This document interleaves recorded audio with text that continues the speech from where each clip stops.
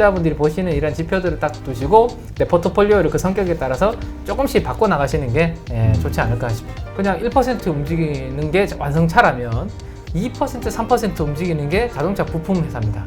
나보다 정보력이 있고 열심히 분석하는 애들이 어떤 바이오 중에서도 어떤 종목을 선택했는지를 저는 거기에서 힌트를 얻는 게. 네, 그러면 이제 어쨌건 지금 시장의 하나의 특징이 그 순환매잖아요. 그것도 아주 짧은 순환매. 네, 뭐 네. 빠를 때는 하루 이틀 만에 끝나기도 하고 하니까 네.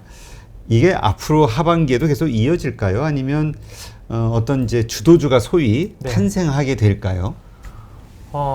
참 지금 뭐 성장주니 가추주니 뭐 요즘도 좀 논쟁이 많죠. 논쟁이 많죠. 예. 근데 저는 그러한 논쟁보다는 결국에는 주가는 실적이라고 저는 생각이 그렇죠. 되거든요. 예. 성장주도 실적이 좋으면 오르고 가치주도 실적 모멘텀이 좋으면 오르니까 이게 성장주이니 뭐 가치주니 너무 그렇게 편을 가를 필요는 없을 것 같고 일단 금리 미국 10년물 국채 금리 흐름을 보시면서 잠깐 말씀을 드리면 될 것 네. 같아요. 네. 10년물 미국 국채 금리가 우리 많은 투자자분들이 이걸 가지고 또 경기 민감주 흐름, 그다음에 또 성장주 흐름 이걸 가지고 판단을 많이 하시는데 그렇죠. 제가 이제 연초 이후에 10년물 국채 금리를 이제 야후 파이낸스에서 캡처를 해서 가지고 왔는데 연초 이후에 그 1% 미만에 있던 자 연초 이후에 보시면 여기에 1% 미만이었거든요. 네. 그리고 1.7%까지 금리가 이렇게 올라갑니다. 자, 이때는 금리 상승에 취약한 업종, 섹터 대표적으로. 성장주. 네. 너무 잘 아시는 것 같아요. 돈 못 번다. 네네. 아, 이러면 안 되지. 돈 버는 데도 있으니까. 돈 버는 데도 있죠. 네. 돈 버는 데도 있죠. 네이버나 뭐 이 카카오는 돈 잘 버잖아요, 그죠? 근데 성격상, 느낌상 우리가 느끼기에 왠지 얘들은 앞으로 더 투자해야 될 것 같아. 네. 고성장하는 느낌, 그런 기술주 같은 느낌들. 네. 그런 회사들은 사실 이 금리가 이렇게 올라오는 구간에선 힘들었습니다. 네. 대표적으로 뭐 오늘 많이 오른 이제 유일하게 코스닥에서 오른 바이오 섹터가 있는데 바이오 섹터는 지금 당장 우리가 연구 개발만 열심히 투자를 하고 있지. 1년 뒤에 이게 뭐 임상이 통과할지, 2년 뒤에 통과할지, 어쨌든 미래에 뭔가 돈이 그 신약이 완전히 성공할지 안 할지도 모르죠, 사실은. 불확실성이죠. 그죠? 그러다 보니까 지금 막 R&D 비용만 계속 이렇게 들어가는 게 많지 않습니까? 그렇죠. 근데 돈이 없다 보니까 어쨌든 뭐 은행에서 대출을 하든지 아니면 뭐 회사채를 발행하든지 CB를 발행하든지 뭐 여러 가지 자금을 조달할 텐데 저렇게 이제 금리가 이렇게 연초 거의 4월 달까지 금리가 계속 이렇게 올랐는데 이 올라가는 구간에서는 힘들죠. 이제 이자 비용이 많이 나가니까. 바이오, 그 다음에 또 2차 전지 같은 이런 성장주 성격을 가지고 있는 기업들이 힘들었죠. 근데 지금 보시면 5월달 이후로 움직임을 보시면 6월달 서서히 이제 좀 내려오기 시작해서 최근에 이제 7월 초가 여기인데 1.4%까지 지금 떨어지기 시작했습니다. 이러니까 이제 시장의 성격이 약간씩 이제 바뀌고 있는 거죠. 그렇죠. 저 때는 되게 불안스럽고 공포스러웠는데 네네네. 지금은 이제 자꾸 안정리돼 가니까. 네, 금리가 안정을 찾으니까 금리에 취약해서 그래서 좀 약간 핍박을 받았던 업종들이 이제는 좀 기지개를 펼 수 있겠구나 그런 기대감을 할 수 있는 거죠. 그렇죠. 그러면 내 포트폴리오도 난 성장주만 할 거야, 나는 뭐 가치주만 할 거야, 난 경기 민감주만 할 거야 이렇게 딱 가를 필요가 없고 시장의 성격이 지금 금리 때문에 약간 바뀔 수 있다면 내가 기존에 너무 많은 한쪽으로 쏠려 있다면 그 비중을 살짝 줄여서 좀 그러면 이제 그동안 상반기에 좀 힘들었었던 업종 쪽으로 내가 조금씩 바꿔볼까? 이런 아이디어가 필요한 거지. 이게 순환매가 언제까지 될 것이고 언제 끝날 것인지 이거는 뭐 제가 2021년 9월 14일 2시 4분 되면 이 순환매가 끝날 겁니다 라고 제가 말씀드리면 아무도 안 믿으시겠죠? 그죠? 아무도 모른다라는 거죠. 그렇죠. 그래서 시장이 이렇게 본인들이 이제 우리 투자자분들이 보시는 이런 지표들을 딱 두시고 내 포트폴리오를 그 성격에 따라서 조금씩 바꿔 나가시는 게 좋지 않을까 싶습니다. 근데 지금은 뭐 순환주고 가치주고를 떠나서 일단 실적이 좋은 주가 맞아요. 장땡이다. 네. 뭐 이렇게 얘기하시는 분도 있어요. 네네네. 심지어는. 특히나 이제 7월 오늘 1일이잖아요. 그렇죠. 이제 조만간 삼성전자 뭐 잠정 실적 다음 발표될 주? 거고. 네. 그러면 바야흐로 실적 시즌입니다. 그러면 2분기 실적이 나오는 그리고 잘 나올 수 있는 그러한 종목들로 이제 단기적으로는 시장에 이제 관심과 에너지가 집중이 될 수 있기 때문에 그러면 거기서는 우리가 이게 성장주인지 가치주인지보다는 실적에 집중하는 거잖아요. 맞아요. 네, 그래서 제일 중요한 것은 제가 봤을 때는 실적이 아닌가 생각이 듭니다. 근데 일단 실적이 좋은지 안 좋은지를 알려면 실적을 봐야 되는데 네네. 실적을 보고 나서 투자하면 좀 늦잖아요. 네, 그렇죠. 네. 그럼 이거 어떻게 해야 되죠? 이 서로 이율 배반적인 이 현상을? 실적 제가 그러면 한 가지 팁을 말씀을 네, 드리면 그러니까 일단은 네. 우리가 정보로는 그냥 애널리스트들이 다음 분기 좋을 것 같아요. 그러니 네. 좋은가 보다라고 사잖아요. 네. 이렇게 해도 되는 것인지 네. 혹은 나름대로 우리가 따로 한번 또 걸을 만한 뭐가 있는지가 좀 궁금해서. 네. 제가 한 가지 케이스를 예를 들면 최근에 이 금호석유라는 기업이 있습니다. 네네, 있죠. 금호석유가 코로나로 인한 수혜주로서 주가가 많이 올랐었죠. 그래요? 예. 왜냐하면 걔네들이 금호석유가 하고 있는 게 이제 MB 라텍스라는 건데 금호석유가 원래 이제 고무를 많이 하고 있는 회사입니다. 그래서 이제 우리가 자동차 타이어를 만들 때 고무가 많이 들어가죠. 그렇죠. 예, 그래서 예전에는 이제 자동차 타이어 관련돼서 이제 이슈가 있었는데 이 종목이 우리가 코로나로 인해서 위생 장갑을 많이 착용하게 되죠.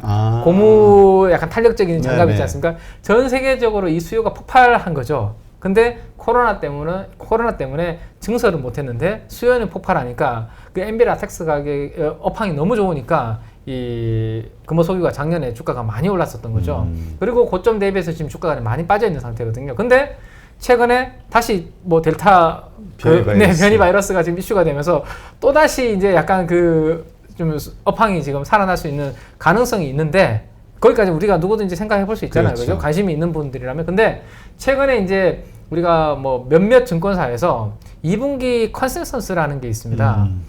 금호석유학을 이제 커버하고 있는 애널리스트가 10분이라면 나는 2천억 나올 거야, 누구는 3천억 나올 거야, 뭐 이런 밴드가 있을 거 아닙니까? 그렇죠. 근데 어떤 한 분이 그 밴드를 벗어나서 위로 팡 제시를 했습니다. 그러면 이거는 왜 이렇게 이제 높게 갑자기 밴드를 벗어나서 했을까? 근데 이 밴드가 다른 분들도 또 실적 발표 전에 조금씩 다른 사람들도 올려간다. 그러면 이거는 실적에 대해서 좋게 보고 있는 건데 주가는 이미 고점 대비해서 20-30% 빠져 있는 상황에서 지금 안 움직이고 있거든요. 그러면 2분기 실적이 잘 나올 수 있을까? 이런 생각을 해볼 수 있는 거죠. 그래서 무조건 후행이라고 보기는 제가 봤을 때는 아닌 것 같고요. 왜냐하면 예전에는 실적이라는 것이 애널리스트나 매니저분들이 탐방 가면 그들한테만 이게 공개가 되고 우리 투자자분들, 저도 개인 투자자잖아요. 그렇죠. 개인들한테는 이게 공평하게 공개가 안 되니까 좀 뒤에 알게 되거나 이런 부분들이 많은데 그게 여러 가지 몇 가지 이슈들이 생기면서 이제는 그 실적이라는 부분도 상당히 파악하기 어렵고 발표됐을 때 아는 경우가 여의도의 분들도 많은 분들이 그렇게 알고 있거든요. 네. 그래서 그런 부분들을 한번 참고해 보시면 괜찮지 않을까 그러니까 성장주, 가치주 가리지 네. 말고 실적주 네. 집중을 하자. 자, 그렇다면 참 근데 이제 좋다고 해서 샀다가 물리는 분들도 또 있잖아요. 네, 우리 네. 삼성전자 같은 경우 보면 그렇죠. 반도체 갑자기 빅사이클 빅사이클, 얘기도 나오고 이익이 계속 증가할 것이다. 그래서 이제 했는데 네. 주가는 안 움직인단 말이죠. 이런 경우는 어떻게 됩니까? 이거를 일단은 포기하고 다른 섹터로 옮겨야 되는지 아니면 네. 뭐 계속 버텨야 되는지 이게 아마 많은 분들이 우량주, 대형주 중심으로 투자한 분들이 이런 현상에 빠졌단 말이에요. 삼성전자, 네네네. 뭐 현대차, 기아 뭐 이런 쪽에 네. 올해. 네네 맞습니다. 신규로 시장에 들어오신 분들이 그렇죠. 뭐 제일 쉽게 떠오르는 게 우리나라 최고 기업, 그렇죠. 1등 기업이니까 이거 망하면 우리 한국 망하는 거 아니야? 그러니까 그래서 삼성전자를 많이 사셨고 자녀분들한테 이렇게 주식을 사주시는 그죠? 그런 분들도 많아서 삼성전자가 제가 알기로도 개인 투자분들이 많이 산 종목으로 알고 있습니다. 근데 우리 여기도 이제 애널리스트 분들이 많이 나오시고 해서 삼성전자에 대한 좋은 이야기를 많이 하셨는데 그렇죠. 2개월 전에 제가 말씀을 드렸던 부분은 외국인이 삼성전자를 사지 않으면 개인 투자들이 아무리 열심히 사도 주가가 오르기 힘든 게 과거의 케이스를 제가 한번 보여드린 적이 있습니다. 815 머니톡에서. 근데 지금 외국인들이 우리가 이 방송 제일 서두에 외국인의 펀드 플로우를 받지 않습니까? 사는 게 아니라 오히려 팔고 있으니까. 예. 그러면 그러면 내가 이걸 기다릴 건가 안 기다릴 건가? 그러면 이 부분이 중요한 건데 모멘텀은 실적이 제가 봤을 때는 1분기를 저점으로 2분기 컨센서스, 3분기 점점 좋아지고 있는 상황이 맞습니다. 팩트는 지금까지 애널리스트들이 컨센서스를 내놓은 것은 1분기를 저점으로 2, 3, 4분기 좋아지는 게 맞기 때문에 실적 모멘텀은 있거든요. 그러면 결국에는 이거 누가 방아쇠를 빵 당겨주느냐, 수급으로 누가 사줘야 되잖아요. 예, 그 부분인데 외국인 수급은 어쨌든 지금 알 수가 없는 거니까 그렇죠. 외국인 머릿속을 우리가 모르니까 기다려야 되고, 그러면 펀더멘탈을 봐야 되는데 제가 이제 4개 분기로 합산을 그 분기 매출과 영업이익을 4개 분기 합산해서 이렇게 그려보니까 삼성전자의 4개 분기 합산 매출액과 영업이익은 지금 바닥에서 올라오고 있는 상황이에요. 아, 그래요? 예. 그 매도보다는 그 4개 분기 합산해서 이 그래프를 그려봤을 때 제가 다음에 혹시나 기회가 된다면 뭐 관심 있는 종목들을 그 그림을 가지고 한번 제가 설명을 해드릴 기회가 있을 것 같은데 예, 지금은 제가 못 보여드리는데 삼성전자의 4개 분기 합산 지금 매출액과 영업이익은 좋아지고 있는 그림인데 최근 몇 년 동안의 그 그림을 그 주가와 같이 그려보면 그 그림이 좋아질 때는 굳이 팔 이유가 없게, 다만 시간은 조금 걸릴 수는 있겠지만, 예, 그래서 지금 삼성전자를 많이 보유하고 계신 분들은 조금 답답할 수는 있지만 이 8만 원 전후에서 지금 최근에 아주 지루하게 왔다 갔다 하고 있지 않습니까? 우리 뭐 인내심을 진짜 끝까지 그렇죠. 한번 테스트하려고 하고 있는 것 같은데, 여기에서는 제가 봤을 때는 이 매출액과 영업이익의 4개 분기 합산 그림이 꺾이기 전까지, 근데 지금은 2, 3, 4분기가 좋아지는 그림으로 이미 나오고 있기 때문에 꺾일 가능성이 낮기 때문에 지금은 좀 지루하지만 거기에 비중을 더 실지는 마시고 기존에 가지고 계신 비중이 있다면 굳이 저는 손절할 필요 없으시고 좀 더 보유하시기를 좀 힘을 좀 내셨으면 좋겠습니다. 네, 알겠습니다. 자, 그렇다면 이런 비슷한 게 이제 자동차도 네. 있고요. 철강. 이제 자동차 같은 경우는 사실 한두 달 전서부터 자동차 반도체 때문에 좀 어려웠지만 네. 앞으로 괜찮아질 거라는 리포트들이 막 나오면서 네. 대세는 다 자동차일 거라고 생각을 했는데 네. 이 요란만 하지 가격은 안 움직여요. 좀 그쵸. 현대차, 기아 뭐 큰 종목들이 이제는 자동차인가 싶었는데. 그러니까 개인들이나 이제 앞으로는 정말 그리고 네. 흐름상 갈 게 없거든. 주도주 될 만한 게. 네네네, 맞습니다. 근데 미국 투자했다가 하고 하니까. 네. 근데 오늘도 좀 빠졌죠? 지금 현대차는 오늘 1% 정도 상승을 했는데. 상승했어요? 네, 오전에 빠지더니. 예. 지금 아래 꼬리 달면서 양봉으로 끝냈네요. 그래서 1.04% 정도 상승해서 끝냈는데, 지금 보니까 거의 말씀하신 대로 6월 초부터 지금까지 거의 한 달 동안이 박스권입니다. 그 전에 조금 올라왔다가 지금 다시 좀 박스권이거든요.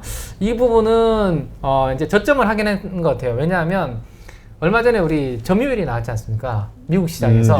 미국 시장에서 현대 기아차 합산 점유율이 나오면서 주가가 바닥을 찍고 빵 올라왔죠. 근데 그 다음으로 지금 모멘텀이 없어요.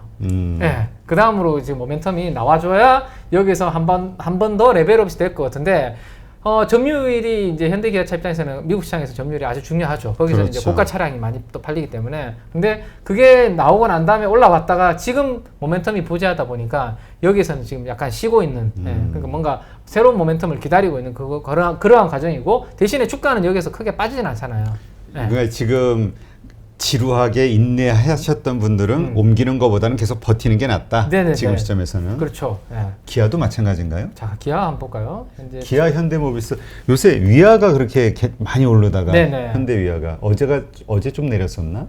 오늘 내렸었나? 기아도 현대차하고 거의 같은 모습입니다. 아, 그래요? 한번 올라왔다가 세게 올랐다가 6월 7일, 8일부터 지금까지는 거의 박스권에서 만들어져 있는 모습이고, 이 현대 위아 이제 말씀하셔서 현대 위아가 최근에 가장 강하게 움직였잖아요. 네. 거의 6월 24일까지 오히려 현대차, 기아와는 다른 움직임을 그렇죠. 보였죠.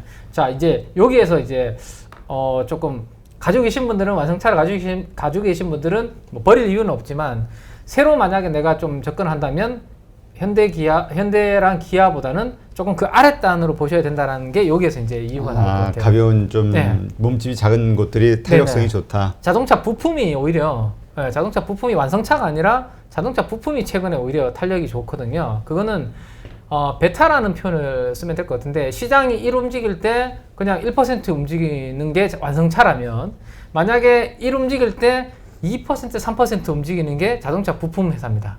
그게 이제 베타라고 표현을 할 수 있을 것 같은데, 대신에 빠질 때도 완성차 업체는 덜 빠지겠지만 변동성이 크다라고 말씀드리면 되겠네요, 그죠? 예, 그래서 근데 지금이 미국에서 투자가 시작이 되고 말씀하신 대로 차량용 반도체 쇼티지 이슈가 나오면서 힘들었다가 이제 3분기부터 최근에 뭐 르네사스라든지 정상 가동이 시작되면서 그렇죠. 된다면 자동차 부품부터 먼저 투입이 되는 거거든요. 예.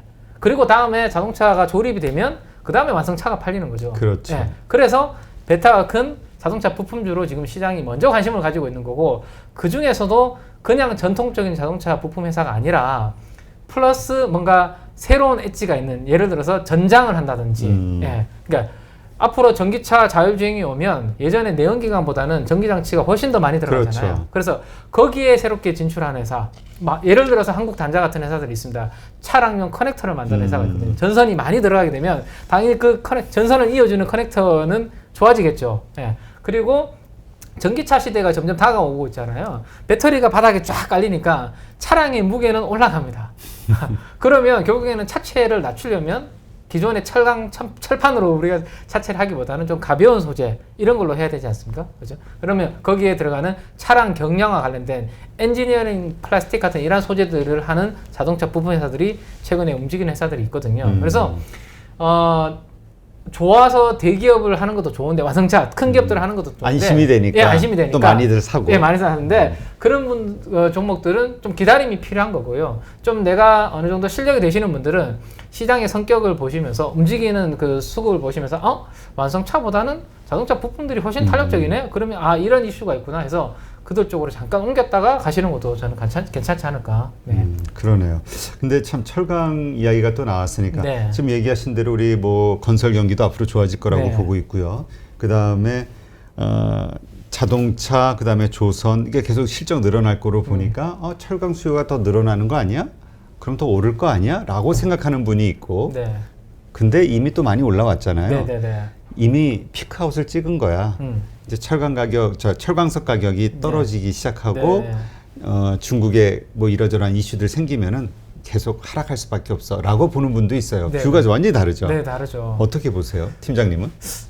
저는 괜찮을 것 같은데 오를 것 같아요. 네네. 경기민감주로서 계속. 네, 저는 오히려 지금 우리가 이제 사실 지금쯤이면 장마가 와야 되는데 이번 주 다음 주라고 하는 것 같아요. 이제 오나요? 예. 우리나라 기후가 요즘 좀 이상한 것 같죠. 완전 아열대. 예. 근데 보통 이맘때쯤이 장마가 오고 이럴 때가 이제 좀 비수기죠. 네. 네. 공사 현장이나 이제 이런 쪽은 비가 오면 조금 쉬어야 되지 않습니까? 그죠? 그래서 제가 봤을 때는 지금 이 비수기 때 이러한 좀 논쟁으로 인해서 철강주들이 만약에 좀 조정을 받는다면 오히려 저는 하반기를 염두에 두고 좀 사셔도 괜찮을 것 같은데 일단은 최근에 빠진 이유를 근데 우리가 먼저 알아야 되지 않습니까? 그렇죠. 예.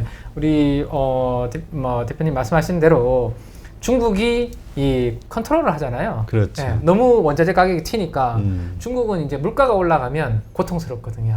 그렇죠. 중국은 물가가 올라가면 고통스럽기 때문에 일단 이제 좀 워워 하면서 이렇게 낮추고 있는데 그러면 원자재 가격을 못 올라오게 막고 있는 겁니다. 그러면 이제 선행 지표로서 철강석 가격 빠지고 막 이런 것들이 빠지니까 야 이거 원자재 뭐 철강 이런 거 다 꺾이는 거 아니야? 그래서 이제 저희 당연히 이제 숏 포지션이 들어온 건데 그것보다 철강 섹터의 그 펀더멘탈은 우리가 지금까지 철강 회사들이 힘들었던 가장 큰 것이 중국의 물량이 우리나라에 들어오면서 가격 경쟁을 벌인 게 가장 컸거든요. 예. 중국의 저가 물량이 들어와서 우리나라 업체들과 이 그렇죠. 경쟁을 벌인 게. 근데 중국이 지금 뭐 1대1로 같은 인프라 투자를 많이 하고 있지 않습니까? 그러다 보니까 수출을 못하게 막고 있어요.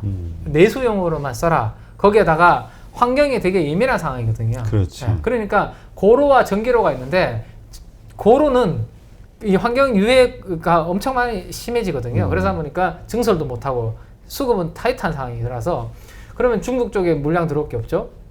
최근에 또 하나 경쟁하고 있는 게 일본입니다. 우리나라 일본도 이제 뭐 일본 제철이라든지 막강하죠. 네. 그렇죠. 네. 근데 일본의 물량도 우리나라로 지금 못 들어오는 상황입니다. 일본도 지금 막고 있습니다. 특히나 뭐 올림픽을 앞두고 여러 가지 이제 투자가 많이 되면서 일본도 철강 수급이 지금 타이트하거든요. 그러면 일단은 제일 중요한 게 이제 수급인데 공급이 지금 들어오지 않으니까 우리나라는 괜찮죠. 네. 그래서 마지막으로 제가 보고 있는 이슈는 금리입니다.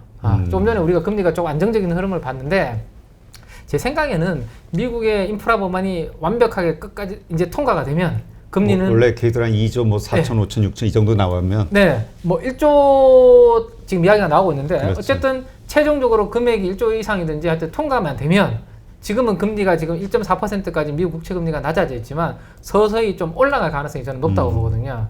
왜냐하면 이 미국이 지금 금리를 살짝 누르고 있는 이유는 이 인프라 법안을 통과시켜야 되기 때문에 눌러놓고 있습니다. 근데 중국하고 지금 열심히 지금 경제 전쟁을 하고 있지 않습니까? 그렇죠. 그러면 이거 통과만 되면 그때부터는 누를 이유가 없어집니다. 오히려 금리가 인상이 되면 중국이 되게 압박을 받는 거잖아요. 이제 중국이 이제 쩔쩔매겠죠. 그래서 그 인프라 투자 법안 통과시켜 놓고 나면은 금리 올라갈 가능성이 높아요. 그러면 금리가 올라가고 물가가 서서히 또 움직이면 그때는 또 사람들이 어디 쳐다볼까요? 또 결국에는 인플레이션 관련주, 또 경기 민감주들을 쳐다볼 거거든요. 그러면 그게 하반기에 있을 예정입니다. 제 생각에는. 그러면 이번 뭐 여러 가지 계절적인 이슈로 지금이 또 그럼 여러 가지 논쟁으로 인해서 이렇게 주가가 좀 빠져 있을 때 오히려 하반기를 염두에 두고 저는 좀 괜찮게 접근해 보시는 거 괜찮을 것 같습니다. 기다리는 전략을 지금 써는 게 좋겠다. 왜냐하면 지금 계속 더 떨어질 거라고 보고 좀 수급이 안 좋은 상황이니까 가격도 좀 하락하고. 그 뭐 포스코 같은 경우도 PER로 보면 상당히 저퍼라고 지금 얘기하고 있잖아요. 고로 맞습니다. 고로죠.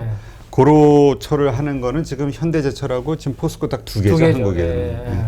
그러니까 이런 것들이 이제 앞으로 좀 좋아질 수 있다. 네, 또 하나만 더 말씀드려도 될까요? 네.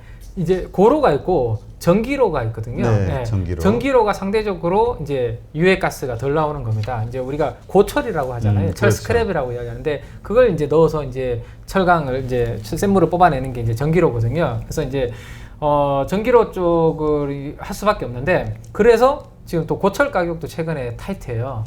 다들 이제 중국도 그렇고 일본도 그렇고 뭐 고철을 안 주려고 해요. 그러다 보니까 고철 수급이 타이트하고 그래서 그런 부분들로 인해서 그러면 가격 전가를 내 철강 가격에 원재료는 올라가는 거잖아요. 그렇죠. 철강 가격에 전가를 할 수 있냐 없냐가 문제인데 지금 분위기상으로 부동산 공급 정책 이런 부분들이 내년도 선거 때까지 이게 낮아질까요? 저는 오히려 세질 것 같거든요. 우리 한국 선거. 네, 한국 같은 경우도 저희 내수를 봤을 때 그러면 이 원재료 올라오는 부분을 충분히 가격 전가를 철강사들은 좀 할 수 있지 않을까 싶고 철강사 중에서도 컬러 강판 같은 하는 것을 하는 회사들이 있어요. 우리 비스포크 그 삼성 그 가전 있죠. 거기 보면 디자인 되게 예쁘잖아요. 그렇죠. 그게 이제 예쁘게 컬러를 입힌 강판이거든요. 그게 포스코 강판 아닌가요? 네, 포스코 강판이죠. 맞습니다. 포스코 강판, 동국제강, 그다음에 KG 동부제철 이런 회사들이 하고 있는 거거든요.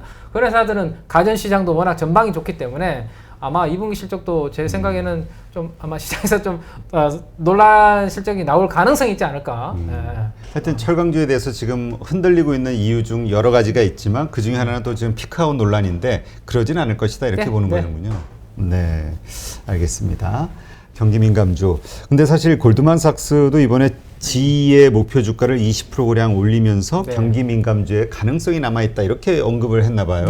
이런 것을 봤을 때 한국도 같이 적용된다 보시는 건가요? 근데 골드만삭스가 그런 이야기를 하니까 살짝 불안하네요.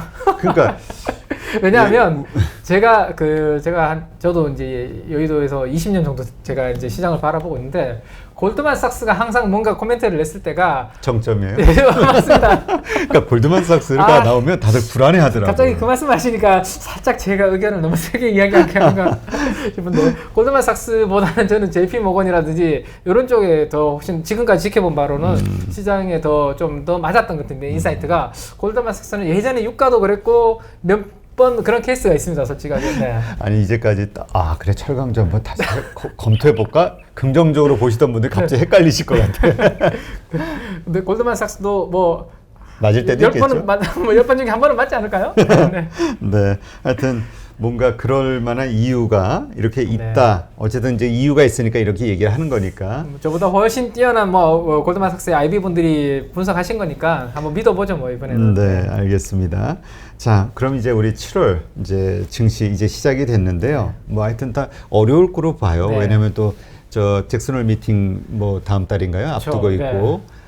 한국도 금리 인상에 대한 이야기가 계속 논쟁이 벌어질 거고.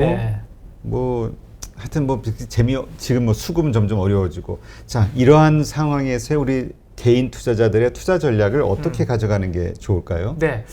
뭐 7월도 제가 봤을 땐 델타 변이 바이러스가 좀 뭐 죽지 않는다면 계속해서 그 이슈는 만들 수 있겠죠. 지금은 계속 확산인 네, 것 같아요. 확산인 거죠. 네. 근데 제가 영국의 그 공중보건국의 데이터를 제가 한번 봤는데 그 초기에 제가 데이터 발표한 거를 영국에서 데이터 발표한 걸 봤는데 안 맞은 분과 1회 접종하신 분과 2회 접종하신 분과는 현격한 차이가 있더라고요. 아, 그래요? 네, 그 이번에 델타 변이.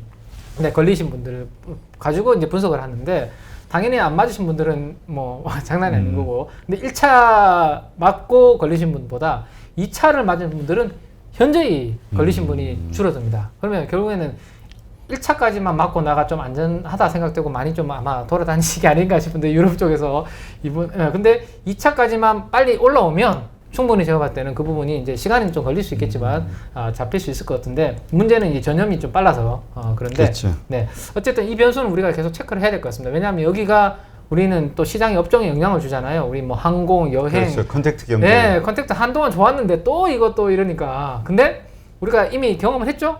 네, 나빠질 때가 투자의 기회다. 너무 잘하시네. 팀장님 눈빛에 딱 써 있어. 네네. 투자. 이미 우리가 경험을 이번에 했기 때문에 아마 네. 여행, 항공, 뭐 엔터 이런 것들 놓치신 분들은 야 이번에는 또 이런 생각을 많은 분들이 하실 거예요, 그죠? 그래서 그 부분들이 하나의 변수가 이제 될 것 같고, 또 하나는 이제 뭐 미국의 부채 한도 협상이라든지 뭐 그렇죠. 그런 부분들도 있는데. 이런 부분들은 저는 하나의 또 지나가는 노이즈 정도가 되지 않을까. 옛날에도 항상 그랬습니다. 그렇죠. 주말까지 끝까지 끌다가 결국에는 주말에 그냥 딱 통과시키고. 그렇죠. 왜냐면 그 미국 정치인들도 일단 우리랑 비슷하죠. 뭐 네. 하면 유권자들이 무섭잖아요. 표죠. 네. 누가 어떻게 했는지 우리가 다 할 거야. 그건 또 시민 사회가 워낙 강해가지고. 근데 이러한 상황에서 그렇다면 이제 어쨌든 여러 가지 노이즈는 있겠으나 성장할 것이다, 그러니까 상승할 것이다로 이제 보시는 걸로 정리를 하고요. 네. 이런 거 가운데서 좀 이렇게 주목해야 되는 섹터가 있다면 어디가 있을까요? 네, 제가 화면 하나 가지고 온 게 있는데 네. 요거 하나만 보여드리면 될 것 같습니다. 지금 어쨌든 금리가 단기적으로 줄어들지 않고 있죠. 그렇죠. 올라가지 않고 네. 안정을 찾고 있죠. 미국의 10년물 국채금리가 1.44%로. 자, 저는 지금 지수가 신고가 부분에서 우리 개인 투자분들이 선택해야 되는 것은 두 가지 전략 중에 하나를 선택하시든지 아니면 두 개를 골고루 하시면 좋을 것 같은데, 첫 번째가 52주 신고가가 가는 종목을 주도주죠. 52주 신고가라는 것은 1년의 신고가를 돌파하는 거기 때문에 그렇죠. 주도주의 가능성이 있습니다. 그러면 그러한 종목을 편승해서 따라가든지 아니면 두 번째는 금리 때문에 상반기 많이 빠졌다가 이제 고개를 들 수 있고 이제 회복할 수 있는 가능성 있는 성장주, 낙폭과대 성장주에 관심을 두든지 아니면 그 두 개를 골고루 가져가든지 이 두 개를 집중하시면 좋을 것 같은데, 자, 어제입니다. 어제 6월 30일 저는 항상 이제 장 끝나고 이 데이터들을 업데이트를 계속 하는데, 어제 장 끝나고 제가 이 데이터를 보니까 자, 사모펀드 왼쪽이 사모펀드, 중간이 연기금, 오른쪽이 투신입니다. 네. 매수 강도 기준으로 자료를 뽑아 보니까 왼쪽에 노란색으로 표시하는 종목들이 대부분 어떤 종목들인가요? 이게 다 바이오인 것 같아요. 바이오, 뭐 헬스케어, 의료기기 이들 쪽으로 사모펀드에서 자금이 집중된 것을 볼 수 있습니다. 이거 오래간만에 보는 현상이거든요. 제가 매일매일 보고 있지만 이거는, 자, 사모펀드의 성격은 여의도에서도 좀 절대 수익을 추구하는 진짜 주식으로 승부를 거는 그러한 쪽이라고 보시면 됩니다. 그렇죠. 네, 그러면 얘네들이 좀 먹이 사슬의 최상단에 있는 얘네들이 바이오를 오래간만에 선택했다. 근데 금리도 지금 많이 떨어져 있고 드디어 성장주에 영향을 안 주고 있다. 그러면 낙폭 과대 종목으로서 부담이 없는 쪽으로 시장에서 사모펀드에서 움직인다면 우리도 거기에서 포트폴리오를 일부 관심을 가져보셔도 된다. 그럼 7월 달에 이 그동안 상반기 힘들었던 바이오 섹터에 대해서 한번 관심을 가져보셔도 될 것 같고요. 또 하나 섹터를 말씀을 드리면 네. 게임 쪽도 괜찮을 것 같습니다. 게임이요? 네. 이번에 또 그 펄어비스인가 파노가 외자 파노가 네. 네. 그게 이제 게임주들 전반에 그러면 이 게임사도 뭔가 파노 기대할 수 그러니까 있겠네. 이제 파노가 네. 슬슬 열리나 이런 기대감이 열리는 거 모멘텀이 같아요. 있는 거잖아요, 네. 그죠? 그래서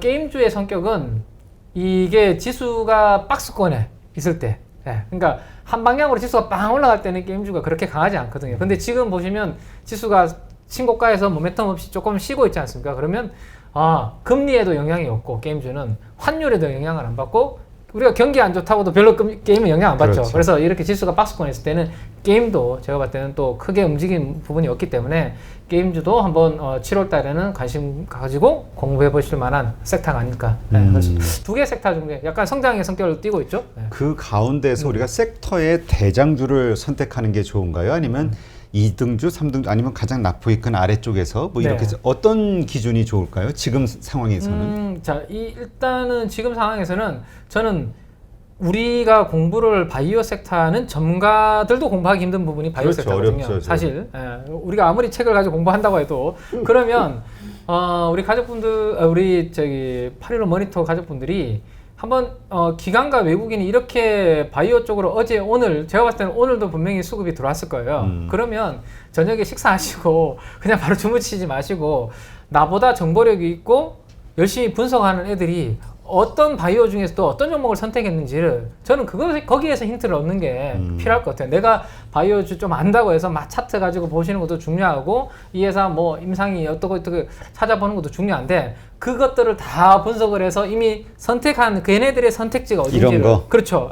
이거를 시가총액 이렇게 보시기 힘드시다면 그냥 금액 기준으로라도 보셔서 그러면 걔네들이 선택지는 어디인지 한번 보시고 분명히 바이오주들은 말씀하신 대로 이미 주가는 다 빠져 있거든요. 그렇죠. 빠져 있고 어제 오늘 겨우 이제 고개를 든 상태이기 때문에 많이 올라온 종목이 별로 없어요. 지금 바이오 중에서는. 네. 예. 단 뭐 진원생명 같은 뭔가 최근에 좀 이슈가 됐던 종목들은 이미 올라 있지만 대부분의 바이오주들은 하락을 해 있는 상태입니다. 그리고 선택하기 힘들다면 ETF. 요거를 이제 대안으로 말씀드릴 수 코덱스 있을 것 바이오 같습니다. ETF. 자, 연초 이후의 그래프를 그려왔거든요. 지금 금리 올라가는 많이 동안 떨어졌네요. 많이 빠져 있죠. 금리가 똑같이 움직이죠. 근데 최근에 금리 더 이상 안 빠지고 금리 안 올라가고 떨어지는 구간에서 최근에 6월 달부터 코덱스 바이오 ETF 올라오는 거 보이십니까?